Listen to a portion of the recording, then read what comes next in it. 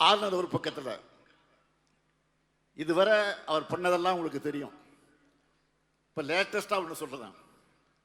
இந்த தஞ்சை மாவட்டத்தில் ஒரு புதிய பல்கலைக்கழகம் அமைக்க அறிவிப்பு செஞ்சேன். அதன் பிறகு நானே தயங்கினாலும் அந்த பல்கலைக்கழகத்துக்கு கலைஞர் பெயர் தான் வைக்கப்படணும் அப்படின்னு சட்டமன்றத்தில், இதை திமுக கட்சி உறுப்பினர் மட்டும் இல்லை, எல்லா கட்சியும் கட்சி வேறுபாடு இல்லாமல் எல்லோரும் இடத்துல வற்புறுத்தினாங்க. அதற்கு பிறகுதான் பல்கலைக்கழகம் அமைக்கிறதுக்கான சட்ட வரைவை எல்லோருடைய ஒப்புதலோடு ஒருமனதாக சட்டமன்றத்தில் நிறைவேற்றி கவர்னருக்கு அனுப்பி வச்சோம். ஆனால் தஞ்சை மாவட்ட மாணவர்கள் உயர்கல்விக்கான அந்த சட்டத்துக்கு ஆளுநர் அவர்கள் இந்த தேதி வரையில் ஒப்புதல் தரலாம். நாம் அனுப்பிச்ச உடனே அவர் ஒப்புதல் தந்திருந்தா இன்னைக்கு இந்த நிகழ்ச்சியில் அழைக்க நாட்டி இருக்கலாம்.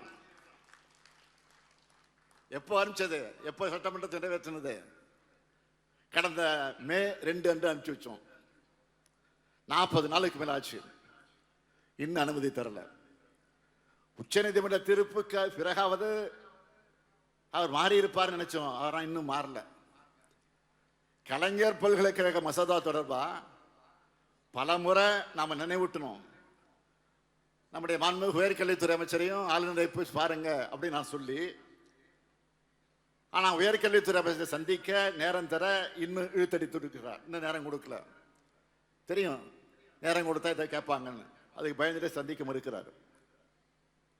ஆக ஒட்டுமொத்த தமிழ்நாட்டு மக்களும் கேட்கிற ஒரே கேள்வி என்னன்னு கேட்டீங்கன்னா, ஒரு ஆளுநருக்கு இதை விட வேற என்ன முக்கியமான வேலை இருக்க முடியும்? இப்படி ஆளுநர் ஒரு பக்கம் என்றால், ஒன்றிய அரசு இன்னொரு பக்கம் நிதி ஒதுக்காம உபத்திரம் பண்றாங்க. அதையெல்லாம் சமாளிச்சு நாம எவ்வளவோ திட்டங்களை பல சாதனைகளை பண்ணிக்கிட்டு தான் இருக்கிறோம். என்னுடைய 50 ஆண்டுகால அரசியல் வாழ்க்கையில நான் பார்க்காத தடையோ எதிர்கொள்ளாத நெருக்கடியோ இல்லை. மிசாவையே பார்த்தவன் இந்த ஸ்டாலின். அரசியல் நெருக்கடிகளையும் எல்லா எதிரிகளையும் அவர்களோட சதித்திட்டங்களையும் எதிர்த்து போராடியவன். அதையெல்லாம் முறியடிச்சு தான் இன்றைக்கு உங்களுடைய அன்போடு உங்களுடைய ஆதரவோடு நான் இன்றைக்கு முதலமைச்சராக வந்து உட்கார்ந்து இருக்கிறேன்.